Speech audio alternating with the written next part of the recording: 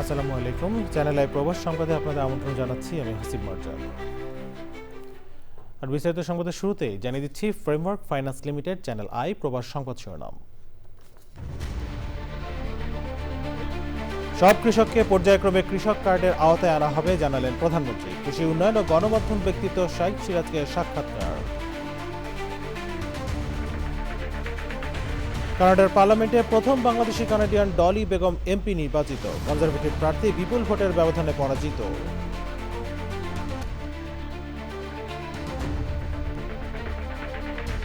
এবং যুক্তরাষ্ট্র হরমুজ প্রণালী অবরোধ করায় বৈশ্বিক অর্থনীতিতেও বিপর্যয়ের আশঙ্কা। ইরান সহ অন্য দেশের তেলবাহী জাহাজ চলাচলও বন্ধ।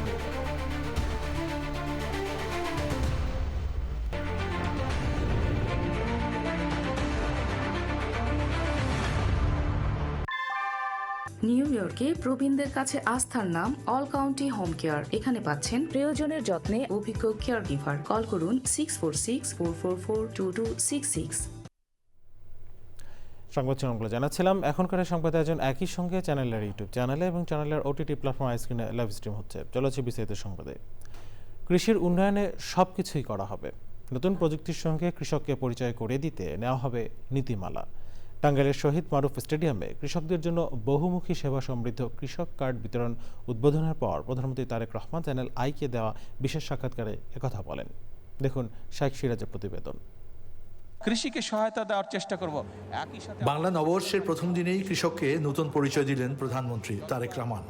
প্রি পাইলটিং পর্যায়ে 22,065 জনকে দেওয়া হচ্ছে স্মার্ট কৃষক কার্ড। বাংলাদেশের সব কৃষককে আগামী 4 বছরের মাঝে আনা হবে এই কৃষক কার্ডের আওতায়। প্রথমেই জানতে ইচ্ছে করছে যে আজকে তো বাঙালির একটা সার্বজনীন উৎসবের দিন, এই দিনটাকেই কেন বেছে নিলেন কৃষক কার্ড দেওয়ার জন্য? আসলে যদিও উৎসবের দিন, কিন্তু এটা এখন যেভাবেই হোক এটা একটা সামাজিক অনুষ্ঠানের রূপ নিয়েছে, কিন্তু এটা তো আসলে সামাজিক অনুষ্ঠান না। বৈশাখটা তো এটা ওতপ্রোতভাবে কৃষির সাথে সম্পর্কিত। কৃষকরা বা আমাদের দেশগ্রামে যারা ব্যবসায়ী ছিল তারা সেই সময় কৃষির সাথে রিলেটেড যারা ব্যবসায়ী ছিল তারা সেই সময় নতুন হাল খাতাটা খুলতো। ফসলি হ্যাঁ, সেটা তাদের কি অবস্থা হলো না হলো, খাজনার বিষয়ে সব কিছু, সেই জন্যই আজকের দিনটাকে বেছে নিয়েছি।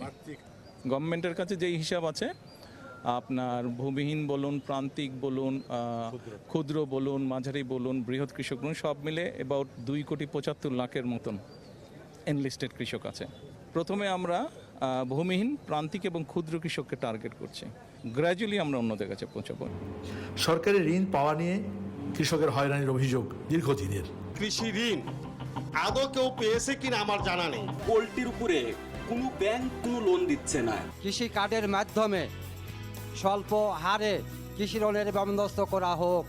কৃষক কার্ডের মাধ্যমে কৃষকরা পাবেন ব্যাংকিং সুবিধা সহ নানা ধরনের কৃষি সহায়তা। আমি এই মুহূর্তে খুব স্মৃতিকাতর হচ্ছে একটি বিষয়। আজ থেকে 40 বছর আগে অগাস্টে কোনো এক সময় 1994 সালে প্রয়াত প্রধানমন্ত্রী বেগম খালেদা জিয়ার সাথে আমি এরকম একটা ওয়াকিং ইন্টারভিউ করেছিলাম মৎস্য মেলাতে খুলনায়। সেখানে তার কাছে আমার একটা প্রশ্ন ছিল, ঋণ বিতরণের সুযোগ সুবিধা কতটুকু রাখবেন আগামীতে? এদিকেও আমি বলবো যে আপনারা দেখেছেন যে অতীতের তুলনায় কিন্তু এই 3 বছরে যথেষ্ট মৎস্যের দিকে জনগণের আগ্রহ যথেষ্ট বেড়েছে। ইতিমধ্যেই সেই জন্য ঋণ দান আমরা শুরু করেছি জনগণকে। এখানে যদি প্রাপ্তির কোনো অসুবিধা থাকে সেখানেও এটা যাতে অসুবিধা না হয়, আরও যদি সহজতর করার কোনো প্রয়োজনীয়তা দেখা দেয় তাহলে অবশ্যই সেখানে আমরা করব। তো সেই চিত্রটা এখনও আছে। 80% কৃষক ঋণের জন্য মহাজনের কাছে যেতে হয়, এনজিওর কাছে যেতে হয়, আত্মীয় স্বজনের কাছে। আপনি ঋণ ব্যবস্থাটা আর কত ত্বরান্বিত করতে পারবেন? ইতিমধ্যে আপনি 10,000 টাকা করে ঋণ মওকুফ করেছেন। আমরা 10,000 টাকা যেটা কৃষি ঋণ ছিল 25শে ফেব্রুয়ারি পর্যন্ত আমরা সরকার গঠন করার পরে প্রথম সভাতে ক্যাবিনেট মিটিংয়ে আমরা মওকুফ করেছি। এতে প্রায় 12 লক্ষের মতন কৃষক উপকৃত হয়েছে।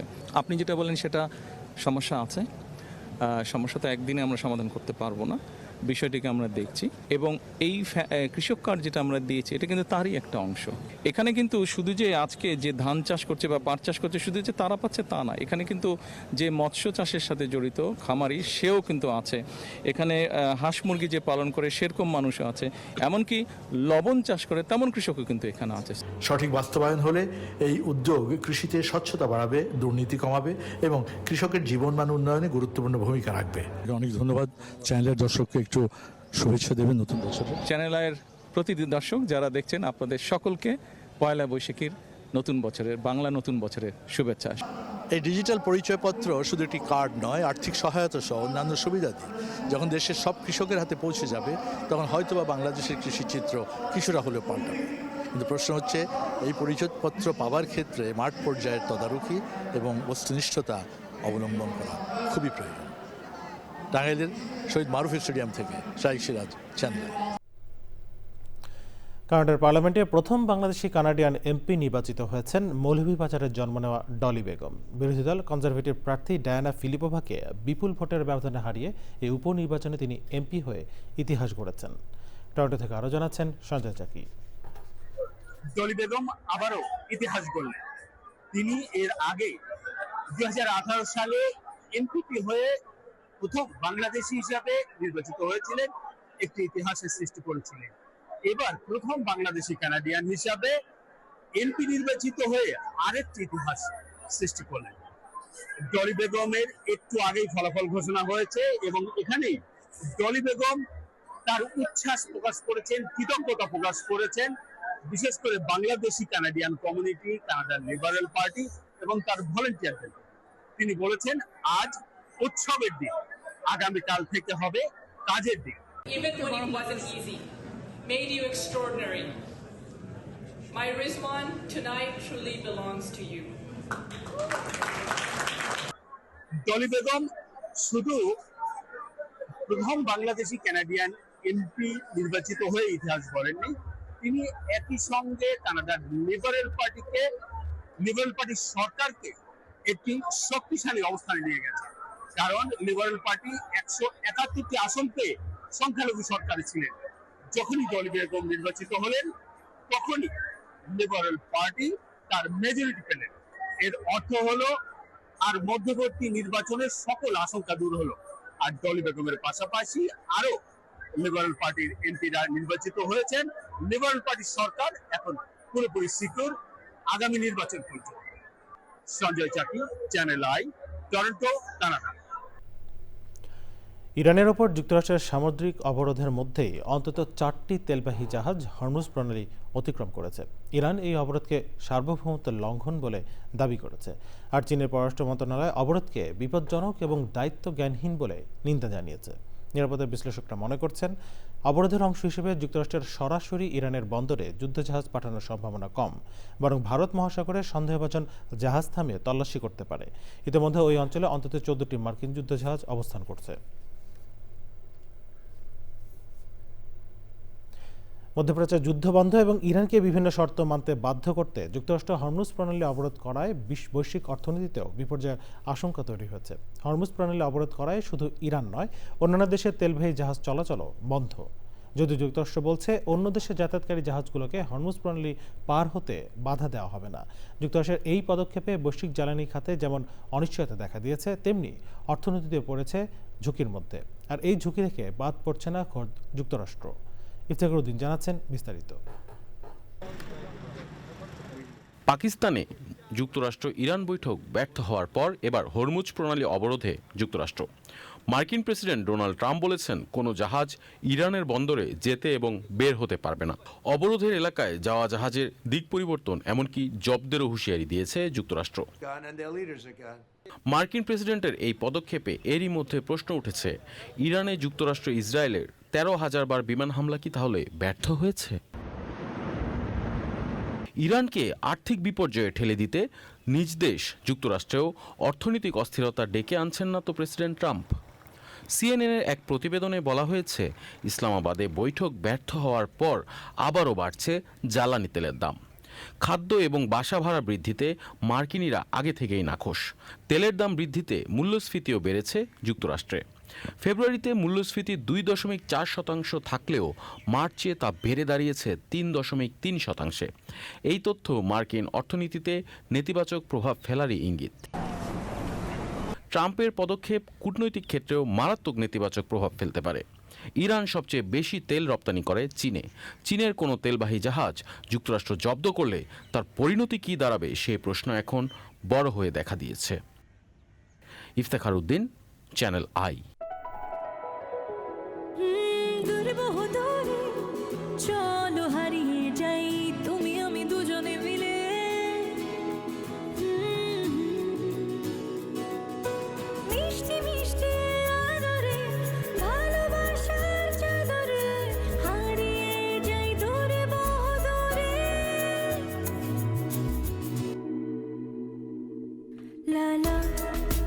ধাপে হারিয়ে গিয়ে ফিরে আসার গল্পগুলো বুনি শাহজালাল ফুড প্রোডাক্টসের বিস্কুট এবং ড্রাই ফ্রুটের সাথে। শাহজালাল, ঐতিহ্যের অনন্য স্বাদ, বিশ্বময়। এবারে যুক্তরাষ্ট্রের সংবাদ।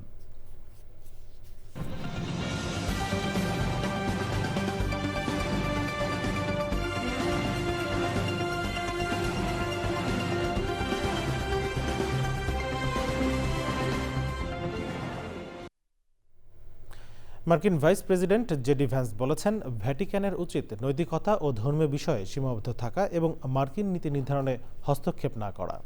তিনি এমন সময় এই মন্তব্য করেছেন যখন ইরান যুদ্ধ নিয়ে মার্কিন প্রেসিডেন্ট ডোনাল্ড ট্রাম্প ও পোপ লিওর মধ্যে বাকযুদ্ধ তীব্র আকার নিয়েছে। পোপের উদ্দেশ্যে জেডি ভ্যান্স বলেন, যুক্তরাষ্ট্রের নীতি নির্ধারণের দায়িত্ব প্রেসিডেন্টের, আর চার্চের উচিত নিজেদের বিষয়ে মনোযোগ দেওয়া।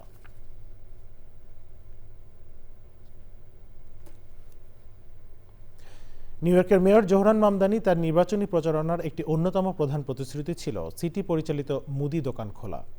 মামদানি জানান, পূর্ব হার্লেমে আগামী বছরই দোকানটি খোলা হতে পারে এবং তার মেয়াদ শেষ হওয়ার মধ্যে বাকি 4টি বড়তে আরও দোকান খোলার লক্ষ্য রয়েছে। দোকানগুলোর উদ্দেশ্য খাদ্যদ্রব্যের দাম আরও সাশ্রয়ী করা, কিন্তু মুদি দোকানের মালিকরা সতর্ক করেছেন যে এগুলো ব্যক্তিগত ব্যবসার ক্ষতি করতে পারে। পূর্ব হার্লেমের বাসিন্দারা বলেছেন, শহরে পরিচালিত একটি সুপারমার্কেট নিত্য প্রয়োজনীয় জিনিসপত্রের দাম আরও সাশ্রয়ী করে তাদের জীবনকে সহজ করে তুলবে।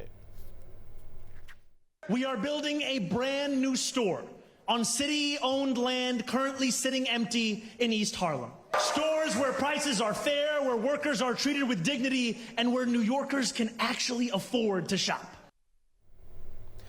যুক্তরাষ্ট্রের সংবাদ মাধ্যম ওয়াল স্ট্রিট জার্নাল এবং এটির প্রকাশক রুপার্ট মারডকের বিরুদ্ধে করা প্রেসিডেন্ট ডোনাল্ড ট্রাম্পের মানহানির মামলা সোমবার খারিজ করে দিয়েছেন আদালত। যৌন অপরাধী এপস্টিনের সঙ্গে সম্পর্ক নিয়ে প্রতিবেদন প্রকাশ করেছিল ওয়াল স্ট্রিট জার্নাল। এরপর গত গ্রীষ্মে ফ্লোরিডার একটি আদালতে সংবাদ মাধ্যমটির বিরুদ্ধে $10 বিলিয়ন মানহানির মামলা করেন ট্রাম্প। এই মামলা খারিজ করে দিয়ে যুক্তরাষ্ট্রের জেলা আদালতের বিচারক ড্যারিন গাইলস বলেছেন, ওয়াল স্ট্রিট জার্নাল তার বিরুদ্ধে খারাপ কিছু করেছে এমন কোনো প্রমাণই ট্রাম্প দেখাতে পারেননি। তবে 27 এপ্রিলের মধ্যে মামলায় পরিবর্তন এনে তিনি এটি আবারও দায়ের করতে পারেন।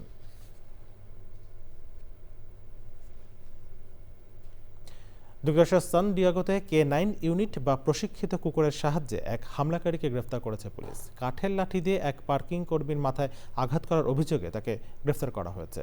ঘটনার পর অভিযুক্ত লাথাপাউন্ড কেউ ভংসাকে আটকে প্রাথমিক তৎপরতা ব্যর্থ হওয়ায় K9 ইউনিট তাকে ডাকে পুলিশ। কেউ ভংসা হাতে থাকা কাঠের লাঠি দিয়ে আঘাত করলেও অল্প সময়ের মধ্যে প্রশিক্ষিত কুকুরটি তাকে কাবু করে ফেলে। পরে পুলিশ তাকে গ্রেফতার করে প্রাথমিক চিকিৎসা শেষে কারাগারে পাঠায়।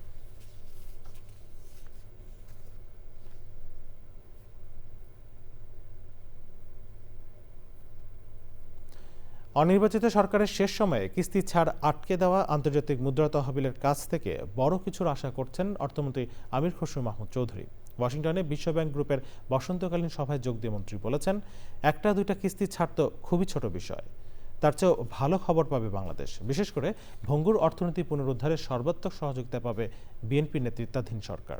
রিপোর্ট করছেন রিজভী নেওয়াজ। গত অক্টোবরে বিশ্বব্যাংক গ্রুপের বার্ষিক সভা চলাকালীন সময়ে দেশের শাসনভার ছিল অধ্যাপক ইউনূসের নেতৃত্বাধীন অন্তর্বর্তী সরকারের। সে সময় IMF সাফ জানিয়ে দেয়, নির্বাচনের আগে আর কোনো কিস্তি ছাড় করবে না তারা।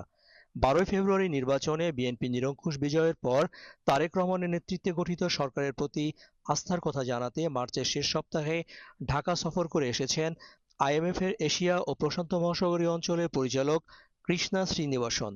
অর্থমন্ত্রী হিসেবে প্রথমবারের মতো বিশ্বব্যাংকের বৈঠকে এসে সেই উষ্ণ সম্পর্কের কথা জানালেন আমির খসরু মাহমুদ চৌধুরী। একটু অপেক্ষা করি, কিস্তি ছাড় তো এটা মাত্র একটা বিষয়, একটা প্রোগ্রামের আন্ডারে। এর চেয়ে তো আরো বড় কিছু হতে পারে, ভালো কিছু হতে পারে।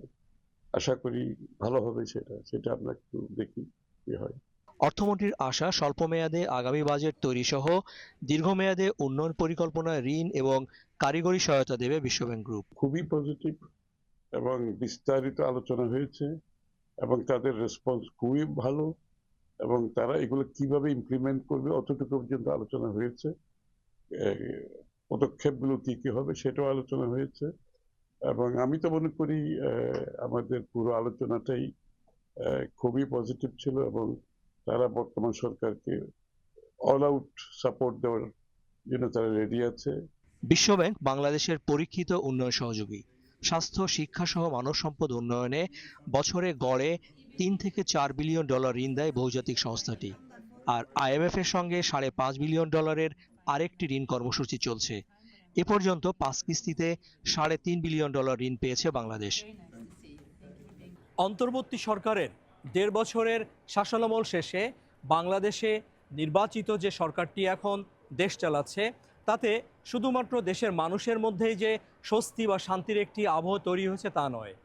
উন্নয়ন সহযোগীরাও বলছে বাংলাদেশকে তারা দুহাত খুলে সহযোগিতা করতে চায়। বিশ্বব্যাংকের বসন্তকালীন মিটিংয়ে অর্থমন্ত্রী এই বার্তাটি দিয়েছেন। রিজভিন আওয়াজ, চ্যানেল আই, ওয়াশিংটন ডিসি, যুক্তরাষ্ট্র। যুক্তরাষ্ট্রের ফ্লোরিডার মায়ামিতে অনুষ্ঠিত হলো দুদিনব্যাপী বৈশাখী মেলা। মেলায় বিভিন্ন স্টলে বাংলাদেশি ঐতিহ্যবাহী পণ্য ও খাবারের প্রদর্শনী করা হয়। বরেণ্য কণ্ঠশিল্পী শফি মণ্ডল, লোকগীতি শিল্পী বিন্দু কণা ও প্রবাসী শিল্পীদের পরিবেশনায় মেতে ওঠেন দর্শকরা। এবারে পয়লা বৈশাখ সপ্তাহের মাঝে হওয়ায় আগেভাগে উদযাপন করা হয়েছে। প্রবাসী বাংলা সংস্কৃতি চর্চায় ধারাবাহিকভাবে নানা আয়োজন করে আসছে ফ্লোরিডার বাংলাদেশিদের এই সংগঠনটি।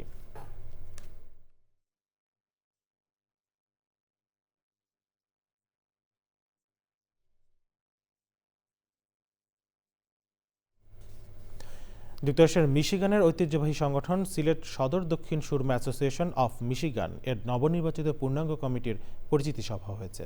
সংগঠনের সভাপতি লিলু মিয়ার সভাপতিত্বে ও সাধারণ সম্পাদক জাফর ইকবাল মল্লিকের সঞ্চালনায় সভায় বক্তব্য রাখেন সংগঠন উপদেষ্টা ইয়াজদানী চৌধুরী, আব্দুল জব্বার বশির ও অন্যরা। সভায় বক্তারা সংগঠনের ঐক্য, উন্নয়ন ও প্রবাসীদের সেবায় নিবেদিত থাকার ওপর গুরুত্বারোপ করেন। এছাড়া নবনির্বাচিত এই কমিটি দক্ষিণ সুরমাবাসীদের মধ্যে ভ্রাতৃত্বের বন্ধন আরও সুদৃঢ় করবে এবং প্রবাসী নিজেদের সংস্কৃতি ও শিকড়কে আঁকড়ে ধরে রাখতে ঐক্যবদ্ধ থাকার আহ্বান জানান বক্তারা। এবার অন্যান্য সংবাদ।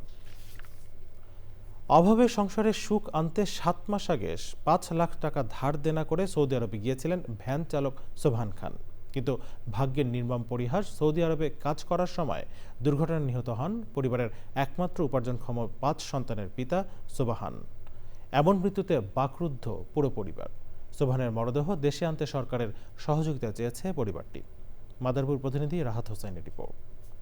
মাদারীপুর জেলার ডাসার উপজেলার পশ্চিম মাইজপাড়া এলাকার ইউসুফ খানের ছেলে সোবহান খান সংসারের হাল ধরতে ধার দেনা করে 2025 সালের নভেম্বর মাসে সৌদি আরবে পাড়ি জমান। তবে সেখানে গিয়ে কয়েক মাস কোনো কাজ না পাওয়ায় আরও ঋণগ্রস্ত হয়ে পড়েন তিনি।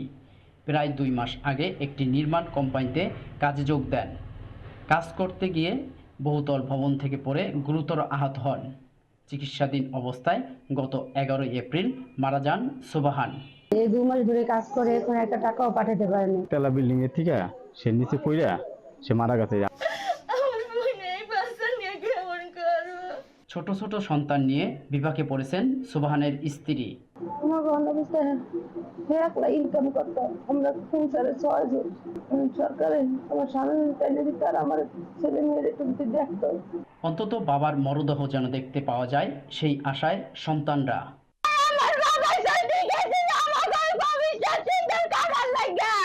মরদেহ আনার বিষয়ে সংশ্লিষ্ট কর্তৃপক্ষের সঙ্গে আলোচনা করে প্রয়োজনীয় ব্যবস্থা গ্রহণের উদ্যোগের কথা জানালেন উপজেলা নির্বাহী কর্মকর্তা।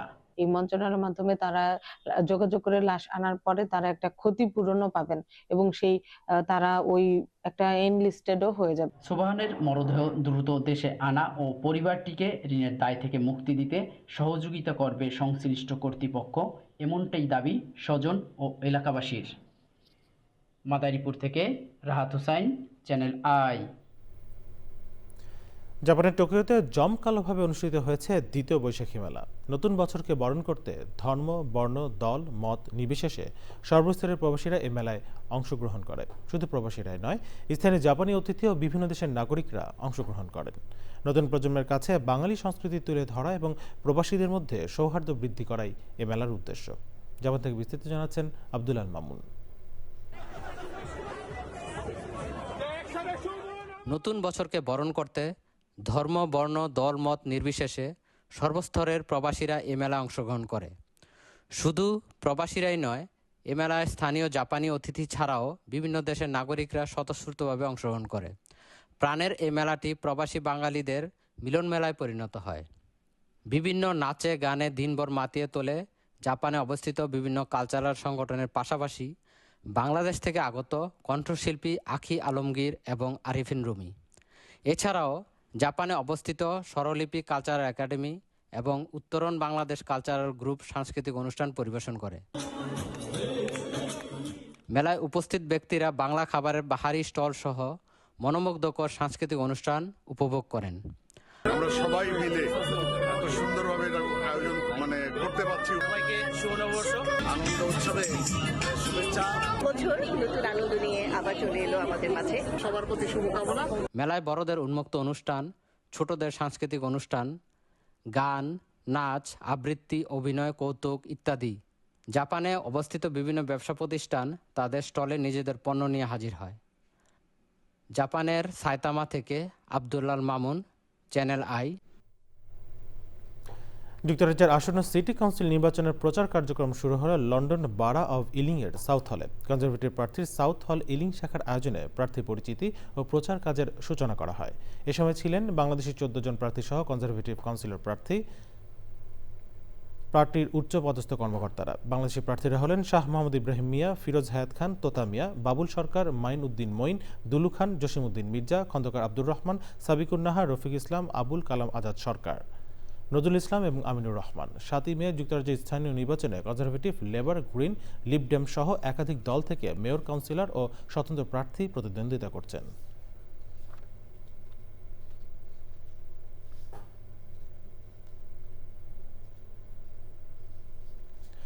কানাডার টরন্টোর কিংস্টন রোডে প্রাচ্য প্রতীচ্য নাট্যের আয়োজনে চৈত্র সংক্রান্তি ও বর্ষবরণ উদযাপিত হয়েছে। বর্ষবরণের পাশাপাশি সংগঠনটি এই বিশেষ দিনটিকে ঘিরে নতুনের আহ্বান সামনে রেখে তাদের প্রথম প্রযোজনা দেওয়ানগাজীর কিস্সার পোস্টার উন্মোচন করে। সংগঠনের সহসভাপতি শিবু চৌধুরী দেওয়ানগাজীর কিস্সার পোস্টার অবমুক্ত করেন। সংক্ষিপ্ত বক্তব্যে দেশের সংস্কৃতির ধারা বিদেশের মাটিতেও অব্যাহত রাখতে এবং নাটক চর্চায় সবাইকে এগিয়ে আসতে সহযোগিতার আহ্বান জানান। নির্দেশক মাহমুদুল ইসলাম সেলিম সব নাট্য বন্ধুদের শুভেচ্ছা জানিয়ে টরন্টোর নাট্যমোদী দর্শকদের পাশে পাওয়ার আশা ব্যক্ত করেন। দেওয়ানগাজীর কিস্সার নাটকটি 12 জুলাই কানাডার টরন্টোর পাবলিক লাইব্রেরির ফেয়ারভিউ থিয়েটারে মঞ্চস্থ হবে। সংবাদ শেষ করবো, তবে যাবার আগে ফ্রেমওয়ার্ক ফাইন্যান্স লিমিটেড সংবাদ শিরোনামগুলো জানিয়ে দিচ্ছি আরও একবার। সব কৃষককে পর্যায়ক্রমে কৃষক কার্ডের আওতায় আনা হবে জানালেন প্রধানমন্ত্রী। কৃষি উন্নয়ন ও গণমাধ্যম ব্যক্তিত্ব শাইখ সিরাজকে সাক্ষাৎকার। কানাডার পার্লামেন্টে প্রথম বাংলাদেশি কানাডিয়ান ডলি বেগম এমপি নির্বাচিত। কনজারভেটিভ প্রার্থী বিপুল ভোটের ব্যবধানে পরাজিত।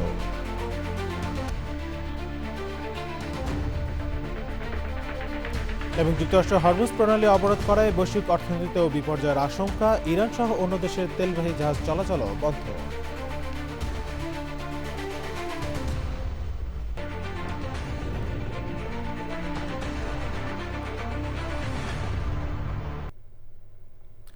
দেশের সবচেয়ে জনপ্রিয় টেলিভিশন চ্যানেল আই এর সর্বশেষ সংবাদ জানতে ভিজিট করুন চ্যানেলঅনলাইন.com এ। আমাদের সোশ্যাল মিডিয়া প্ল্যাটফর্মগুলোর পাশাপাশি যুক্ত থাকুন ওটিটি প্ল্যাটফর্ম আইস্ক্রিনের সাথে। দর্শক, এই ছিল চ্যানেলের পর সংবাদ এখনকার আয়োজন। এখন সাথে থাকার জন্য ধন্যবাদ সবাইকে।